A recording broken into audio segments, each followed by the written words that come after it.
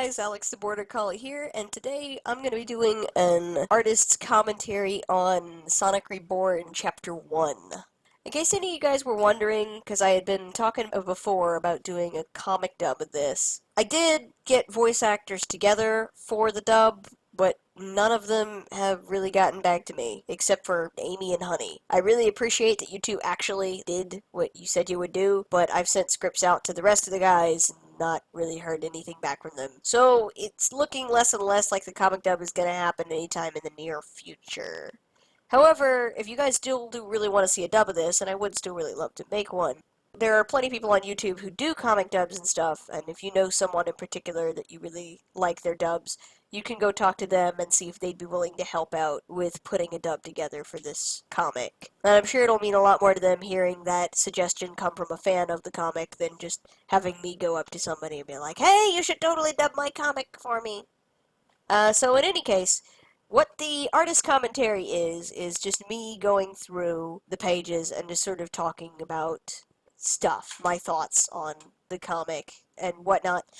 I really am looking forward to doing commentary for the second chapter, but I need to get chapter 1 commentary out if I'm going to do a chapter 2 commentary. And boy, is this going to be an unpleasant romp for me. Well, I'll start with the first page and you'll see what I mean.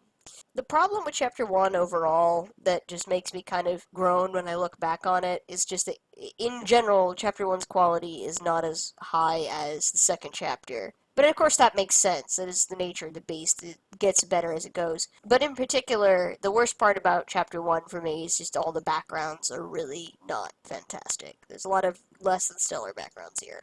The very first panel, the very first page, shows an intersection that is completely wrong. This is like deathmatch intersection. It is just so wrong in so many ways. But I was so frustrated with the thing itself that I didn't really want to bother fixing it, honestly. There's a lot of do not want in this intersection. There's a couple of things that I'm really not very good at, and that is buildings and cars. And this first panel is both buildings and cars. Because I hate myself. And I like forcing myself to draw things that I know I'm not good at drawing. Don't know why I'm such a masochist, but there it is.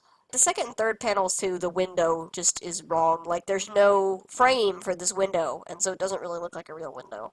And speaking of, background struggles and whatnot, this room that Amy's in, I spent quite a lot of time trying to get the floor and wallpaper in this room like it is. There was a lot of adjusting colors that went on the wallpaper in particular, because you see Honey's wearing this dark red dress, and if the wallpaper was too dark, then her dress would just disappear into the wall. And if it was too light, then Amy would probably kind of disappear into the wall, with her being pink and all. They had to find a nice little middle ground here that works. I will say, though, I do like the look of Honey here. I like her hair a lot. I think her hair came out really nice. And the way that her hair is colored was something that I got from the Archie comics.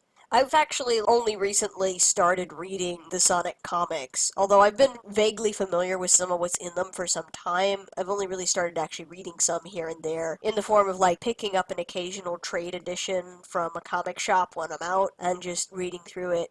In a lot of ways, the color style of Chapter 1, I was trying to mimic the color style for some slightly older Archie comics. And in some places, I think it worked well, and in others, I think it worked a little less well. But I certainly think that the hair looks really nice, and I'm probably going to continue to do the black hair with those blue highlights and stuff like that on, Shadow and Crescent and whatnot, because it does make for a really cool-looking effect. I think it's a very nice color style. As far as Amy's design in this scene, Amy's wearing, her work clothes here in this scene, but this outfit was also what she wore in the original version of Reborn, which, if you're interested in seeing the original pages, you can still go to my old DA, Angel Amy Rose, and look at the original if you haven't seen it. But this was her outfit from the original, so having it here was just kind of a reference back to that, because she did get a costume change for this version. And speaking of comic dubs, I did actually go to somebody at one point asking if they would be interested in helping me put a dub together for this. And I showed them some of what I had, and essentially kind of one of the few responses back that they had to it was like, sounds interesting, but like the characters' outfits are kind of boring. And I just can't help but think to myself, the outfits are boring. Really, like, what did you expect the outfits to be exactly? I mean, in the canon, a lot of these characters run around naked, so Reborn kind of, as far as its stylistic decisions, is sort of taking the Sonic universe and making a slightly more realistic version of it in a lot of respects. A lot of the design choices and whatnot are meant to make it look more like the real world, giving them more human-like bodies and putting clothes on everybody so that we don't have people running around with no genitals. That was always kind of a funny thing to me. Like, girls in Sonic would wear clothes, but the boys would always be naked. I mean, I would think it'd be more important for the boys to be clothed than the girls, because I could believe that a girl's junk might be hidden by her fur. It's a lot harder to believe that a guy's junk is gonna be hidden by his fur. I'm just saying. These are the things I think about, people. Also, that keyboard in the background of this last panel on the second page, I put too much into that keyboard. These scars are actually not as accurate as I would like. They should actually be a lot paler because of how old they are. The problem is when I made the scars really pale, like what they would actually be, they were really hard to see, and I wanted them to be visible. I wanted you to be able to tell the significance of this bit, because if you couldn't see them, then this little interaction with her and Honey about taking off the little wristbands would be kind of pointless if you didn't get the reason why she wore them in the first place. And I will go into depth later in the story about how these got there and the circumstances around that. Pretty much every character in the Reborn universe was given their own backstory and their own character arcs and whatnot, and they all get explored. With some exceptions, there are some characters that have backstories and whatnot in this universe, but there's not likely to be time to explore them in the main comic, though I might do side story, short story spin-offs of this, delving into some of the other characters. Also, the desire to put as many references to the games and comics and cartoons in this thing as possible. We've got the title screen here done up in the Sonic font. I went online and I did some looking around, and it took me quite some time to find the font that I was looking for. I'm kind of proud of how this looks. It took a little bit of effort to get this to look like it does. Like, I put some work into that logo, and I'm pretty proud of it. I think it looks really nice. It certainly looks like the Sonic logo, but it doesn't say Sonic, of course. Nice little parody logo here. And then, of course, we've got the song lyrics. In an earlier version of this, when I was doing the lettering, the lyrics were colored sort of pink, but I had a couple of friends of mine say that maybe the pink was not as easy to see, so it was changed to white just to make it more visible. I honestly am not sure how important it really is how legible the words are, so long as you get the idea that it's music lyrics playing. But, you know, if you've played Adventure 1, then you know what song she's listening to. So there's a bit of meta humor there with her listening to My Sweet Passion, which was Amy's song in the first adventure game. There's narration in this chapter, sort of intermittently, and I really kind of regret that, because I don't feel like narration was necessary at all for this chapter. And the only reason it's there is because I had had this conversation with my editor at the studio I work at one point about the merits of putting narration in a comic at all, and I usually don't use narration much. Just given the fact that I'm normally more of a, like, here in the now kind of storyteller, I'd rather show you what's happening than tell you. And oftentimes I feel like narration in comics just exists to tell you what you already know, what's already on the screen in front of you, and just isn't really necessary. And honestly, the narration in this chapter is wholly unnecessary, and I could really do without it. The difference is when I do chapters that are expository chapters. Like, chapter 2 is all sort of an expository chapter, and the whole thing is narration with very little dialogue. And the difference is, while chapter 1 is all stuff happening in the moment, chapter 2 is all this guy sort of recapping over his life. We're listening to somebody tell us their life story. And the structure for this comic is sort of intended to be that way moving forward. You'll have a chapter of the main storyline that's in present day, and then the next chapter will be a sort of expository chapter that explores the backstory of one of the characters, and then it'll go back to the main story, and so on and so forth.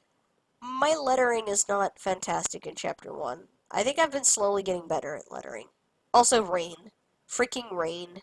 This is not as horrible as it could be, but I still don't like how this rain looks. Rain is just a pain in my butt. But I still keep having scenes where it's raining. Because, like I said, I'm a masochist. And I like drawing things that are difficult. How I love to challenge myself. And I hate myself for it sometimes. Also, we got this guy. Our mystery protagonist. Cough, cough. So yeah, we're just gonna keep calling him Stryker for now. Now, this guy was called Strike in the original one, and I had somebody who was reading the comic before, and that person started commenting on like every page as they came out, and they kept calling him Striker instead of Strike. And there's something kind of neat and endearing about that. I always thought it was kind of cool that somebody sort of had their own little pet name for the character. Foreshortening in this panel here is odd. It's not inherently terrible foreshortening on the arm so much as it is a problem of angle, because his arm is moving in an angle that's completely perpendicular to the sidewalk here. So it kind of makes it look like the sidewalk was circular or something. It looks like his arm is sort of tilted up towards the camera, whereas it actually should be down. And there are more perspective errors like that in Chapter 1 than in Chapter 2, although Chapter 2 is a couple. Amy's face. I really like her face in some panels. Sometimes it's a little off, but I like this design for her face a lot. I like this haircut in particular. I think the little cut bangs on the side are really cute. And it's still close enough to Amy's hairstyle in canon that you can tell who this is supposed to be. But it has that little bit of maturity to it, as opposed to Amy's typical design.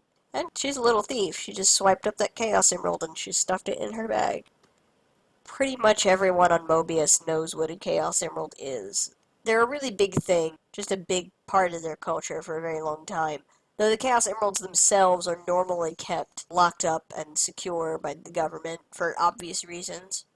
So finding some guy on the street with one is very, very suspicious to say the least. And then there's this. These two panels here.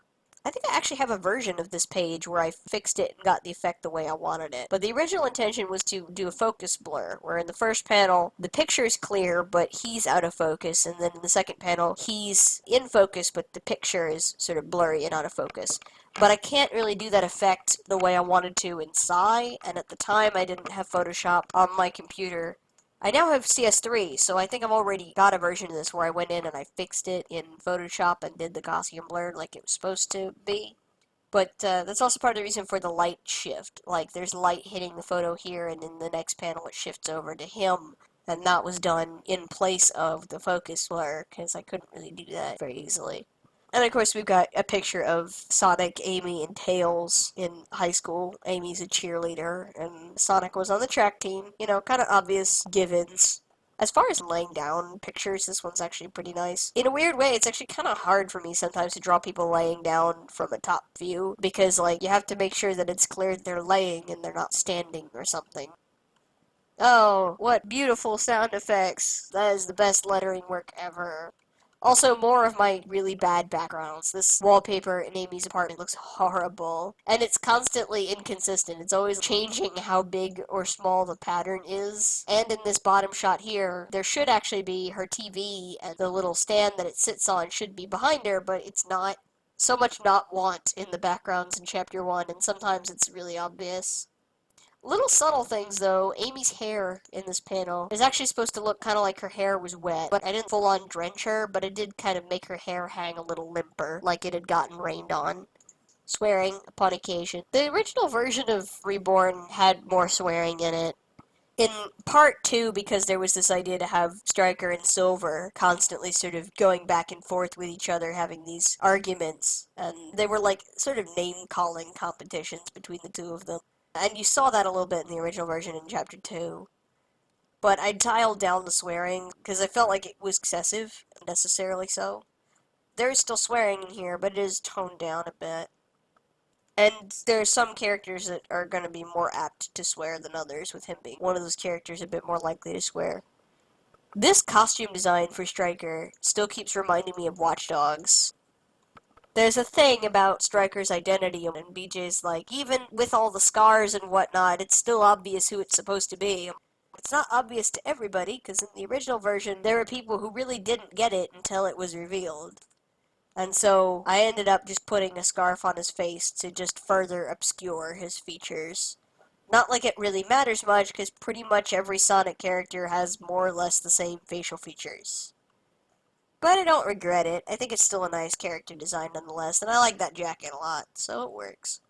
The jacket also kind of feels like a little reference to Shadow. The character designs for these two characters, their color schemes for their outfits, kind of reference each other. What with Shadow's outfit being mostly blue with a little bit of orange on it. So here we have this little conversation between them. The faces are meh on this page. The background is genuinely awful, though. I guess the couch doesn't look too bad. More of that inconsistent, shitty wallpaper. I guess I kind of hoped that the dialogue would cover up the really crappy background. If I just have them talk a shit ton, then you won't notice the super lazy, crappy background, because it'll be hidden behind all the dialogue. And that kinda works, I guess. Green Hill being the name of the town that Sonic and the others grew up in. This universe for Reborn, it's kind of based on a number of different things sort of pulled together. There's elements from the video games and from various cartoon series and comics all kind of put together in here. We get reference to Tails' parents, and I used the same names that Tails' parents were given in the comics, although in this version his parents are very different.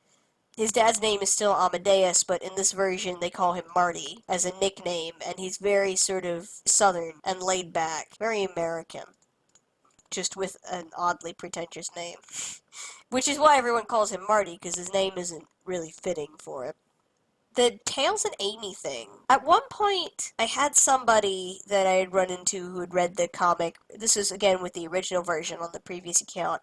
They had read the comic, and they really like it, although, even if I'm not a big fan of the shipping, because I'm more of a Son-Amy shipper, and I went, I kind of scratched my head in confusion for a second, and then came to the realization that this person thought I was shipping Tails and Amy together, and that's not what's going on here. Apparently, there were a couple of people who thought that was the case, but no, Amy and Tails are very platonic in their relationship in this series. They're very close, but they're very close in very much a sort of brother-sister kind of way. There is no romantic tension or anything of that nature between these characters, but they are certainly very, very close with each other. But it's, like I said, it's more familial than anything else. So this interaction between Tails and Amy it's not meant to be taken as anything even remotely romantic or anything. It is a loving gesture, but it is very platonic. Also, too, I get Tails fangirls telling me that Tails looks sexy in this version. You're welcome. I think having the welding goggles and the glasses at the same time adds kind of a nice touch. I wanted Tails' outfit to be more distinctive than it was in the original version. Same with Amy. Amy's outfit change actually gave her something a little more distinct. Again, she's still wearing the costume from the original version right now, but a little bit later we'll get to see her in the new costume, which is more distinctive and a bit girlier, a bit more playful looking.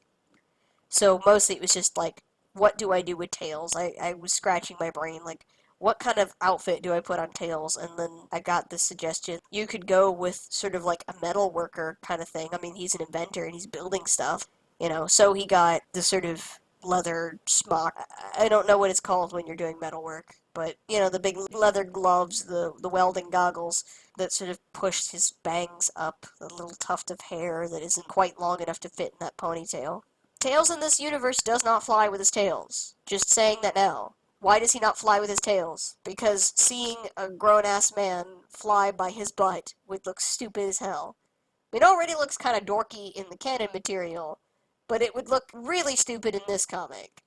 But there's a lot of things in this universe that don't work that do happen in the Sonic universe. Like, Tails can't fly with his tails in this universe. Rouge, although she has something that resembles wings, also can't actually fly. They're just like a decorative trait. They're not actually functional in any real way. And I know that might make me sound lame, but it is the case. I made the rules for this universe. This universe was intended to have a certain element of realism compared to the canon Sonic, without completely departing 100% from the canon. In some ways, I think of it kind of like the mentally advanced for My Little Pony. The mentally advanced series is always sort of applying realism to My Little Pony, and they kind of create their own rules for how the world works within that series. Of course, the difference is mentally advanced is applying realism to it to a comedic effect, whereas in this case we're applying realism to a more dramatic effect, to make everything feel a bit more serious. And yeah, this conversation between Tails and Amy reference to Sonic being dead. In the original version, there was even a bit of Tails even going so far as to call Amy an idiot and sort of complaining about always having to look out for her because she is reckless and naive. And she is kind of reckless and naive, but that's not always a bad thing. Also, Sonic's old bedroom. More of that lazy background bullshit. The wallpaper is from texture used on the water in, like, the original Sonic game way back when. Similarly, the outside of Tails' house, the brick pattern was inspired by the checker patterned dirt in the original Sonic. So it's just all those little artsy references to it, but God, there's so much lazy background stuff here. So much cheating. This little rack behind Tails with the records on it is, and the record player up there, were just images taken off the internet that I slapped some colors on. There was a little thought put into it. Tails' talk bubble kind of covers it up, but if you look close, the covers of the records sitting on this shelf are all Crush 40 albums. More references to the Sonic games. There's a lot of video game references, I think, more so than anything else. But there are comic book and cartoon references, too. Like, Manic and Sonia exist in this universe. In the previous version, Sonic had a brother named Mace. And Mace is a character that I had created a long time ago, before I even knew that Sonic had a brother in one of the canons for Sonic.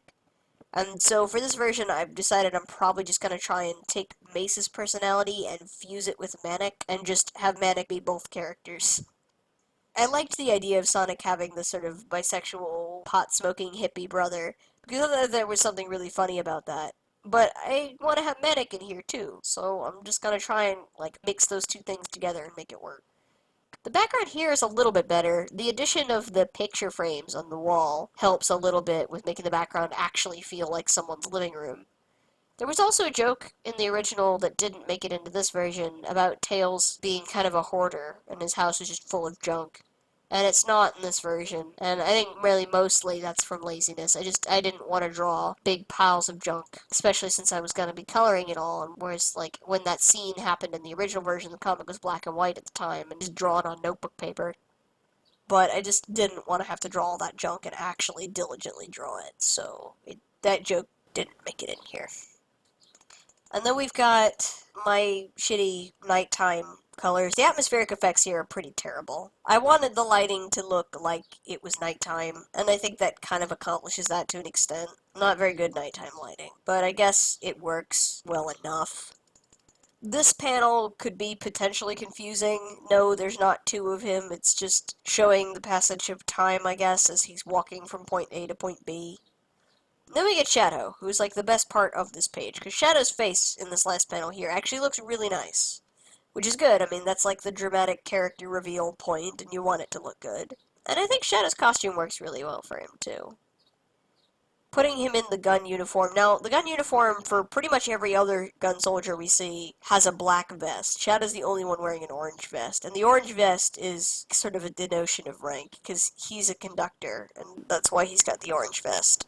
Certainly isn't going to help you blend into the shadows or anything, but honestly, when you are Shadow, you don't really need to hide. You're enough of a badass that that's not really necessary. The orange vest really is probably not that big of a problem for him, I imagine. Reveal of Shadow, more of that blue highlighted jet black hair thing going on. That I think looks pretty cool. I think it's a good effect. More really bad backgrounds. Tails' house is so sorry looking and just disproportionate and everything. Is all the wrongness. There was some experiments on this page with doing these, like, patterned backgrounds. Like, instead of actually drawing buildings and stuff, there's this little blood splatter pattern in this panel, and the little dots in this one. They're almost invisible, honestly. There's, like, a dotted gradient here, but it's actually kind of hard to see. The background for this bottom panel is not my favorite, but I think that Shadow looks really awesome in this panel, so I can't complain too much. And remember what I said before about taking some color ideas from some old Sonic comics? And part of that was where we get all these highlights on the characters. Like, if you look at them in Chapter 1, there's a lot of highlights on everybody, and that was something that I decided to try out after having seen it in some older Archie comics. Not that it really looked fantastic in all the Archie comics, per se, either, but I thought I'd try it and see how it looked, just as an experiment. And I didn't keep doing the highlights like that in the second chapter. There are still highlights here and there in Chapter 2, but they're not done to that kind of effect anymore. I think Chapter 2 has better atmospheric effects, too, than the first chapter. More lettering that's kind of meh. Now here we see Amy in her pajamas, and she was wearing the same pajamas in the original version too. I didn't change her PJ outfit at all. I kind of like the idea of Amy, like, sleeping in an oversized sports jersey and, like, boy shorts. It gives her kind of a little bit of a tomboyish part to her personality, and I think it's cute and endearing.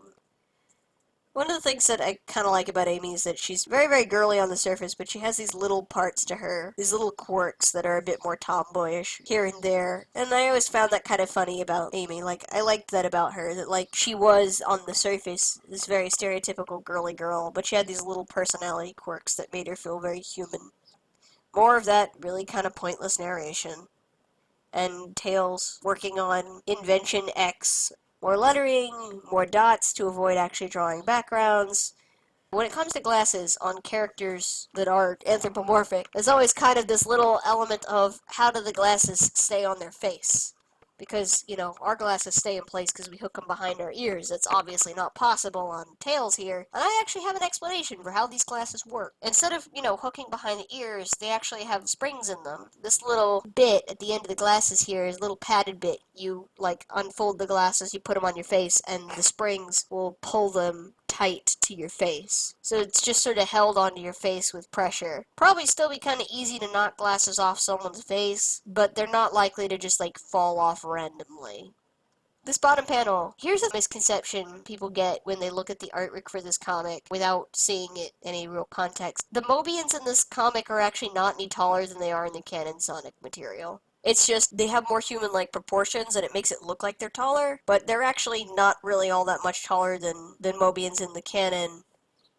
Shots like this give you a little bit of perspective on that. Like, this gun soldier is so tall that his head gets clipped off the panel. We don't see his face. And Crescent here, who is kind of tall for a chick, is only up to this guy's waist or so. The Mobians are actually still really small in this universe compared to humans. They just have more human-like dimensions, so they look taller, but when you see them in the same shots with humans, they're actually a lot shorter. Although there are some pages where I messed up the height difference thing, but you'll hear me talk about that later in the next commentary video. Because now we are at the final page of the first chapter, and we got Rouge back here, whose pose was edited. That was not her original pose, but there were some changes made to this shot to make it more clear as to what was going on. Tails get knocked out. We end on this point. And this panel is not fantastic when it comes to its sizing of things in general. The sidewalk comparative to the steps and the door and the house and stuff is gigantic, and he's actually probably bigger than he should be, and the emerald is probably not quite the right size. But all of these issues aside, this panel the sizing problems were more of a conscious stylistic decision, but I could see it being confusing. Getting this panel right was kind of hard given the space that I had. This comic is done on really small paper, and if I was going to do the sizing accurately, I'd either shrink him down and he would take up very little space, but I wanted him to be the emphasis kind of focal point, so I wanted him to be something that you very definitely noticed. And with him being in the corner, if he was made smaller, then you wouldn't necessarily notice him right away. And so having him at this size makes him more easily noticeable. But then these guys are too small by comparison, but if I made them bigger, then they start getting chopped off by the other panels. And I could have just taken this whole shot and just zoomed out a little further in general. We would have actually probably gotten a full body of shadow at that point, and these guys would be much smaller. But the dimensions would have been right. It would have been very difficult for me to ink details that tiny, which is becoming a regular frustration. When I do my own original comics, like the Author Society, which issue 0 will be having a Kickstarter for very, very, very soon. Why is it called issue 0? Because issue 0 is essentially the prologue to the series. Issues 1, 2, and 3 are in the works, the first arc, as well as some character origin stories for that series. If you want to learn more about the Author Society, you can go to my Tumblr blog, Ask Blog, and look at the characters and ask them questions and learn more about them. I'll put a link in the description below. So yeah, and I'll make a formal announcement when we get the Kickstarter up. The thing with that comic is that it's done on much, much larger paper, and it's very easy to fit in a lot of the more small, minute details, because I just have more room to do it. With Reborn, however, though, because this is a comic that isn't being made to be reproduced and sold, like, Author Society, this is a fan-made comic, so it doesn't really get to have the kind of perks that the other one does, because when I do my original materials, we can afford to spend the extra money to put it on the big paper. But for this comic, it's done on computer paper size sketchbook, and the scanner that I have at home that I use for this is not very good. What am I getting at here? I would love to get this comic on larger paper so that I can more easily and effectively do stuff. Because, like, the last chapter I did took me all day to do. I literally spent all day on this one page. And a good part of it was because I couldn't do a lot of what I needed to do on the paper easily because of how small the details were. It was very difficult to do it on the paper of that size. It ended up being kind of a pain, and I had to do a lot of it in the computer. And I'm not as fast at drawing on the computer as I am when I do traditionally. And I'm certainly not as good or as fast at inking in the computer as I am traditionally. But I had to, because some of the characters I literally could not draw on the paper because of how small they needed to be. And they had to be done in the computer. There wasn't really a lot of other options. And if you guys would like to see the quality of this comic bumped up, if you'd like to see me be able to put it on bigger paper where I can fit more of the little detail, you should totally go and support me on Patreon so that we can raise some money to put this comic on better paper and do all the fancy things with it that I want to do but can't really afford to do. Other perks of being a patron: if you're donating $1 a month or more, you get to be part of the weekly raffle. I was doing those for free originally a while ago, and I still like the idea of the raffle, but, I need money. Artists have to eat. There's a reason we're called starving artists. So essentially just the way the weekly raffle works is once a week I would pull a request from somebody and I would do that request. While there still is a fairly low patron count, your odds of actually getting your stuff drawn is much, much higher this way. If I do the weekly raffle for free, the odds of any given person getting pulled are made a little bit lower because more people can enter. But if there's a small fee for it, your odds actually go up, of getting it. And if you do get it, then you're only paying $1 for a piece of art that otherwise probably would have costed you like $20 or so. I think that's a pretty sweet deal. At $5, you can actually get cameo appearances in my comics. So at $5, you can be like, Alex, put my OC in your comic, and your OC will be in my comic. Now, mind you, they may only appear briefly as like a background character, but they will make an appearance somewhere.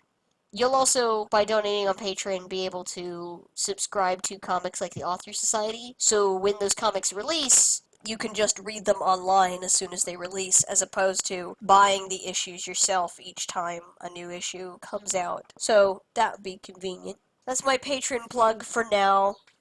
I currently have one patron, and I'll give a shout out to him right now and just say that he's awesome, Mr. Wildcard. Thank you very much. There's not as much stuff on my Patreon account right now just because I don't have a ton of patrons right now. So you guys start donating and I'll start making artwork just for you. Special stuff just for you guys. Because they're awesome. And thank you for watching this video, and thank you for reading my comments. So yeah, with all that said, don't take yourselves too seriously, and I'll see you next time.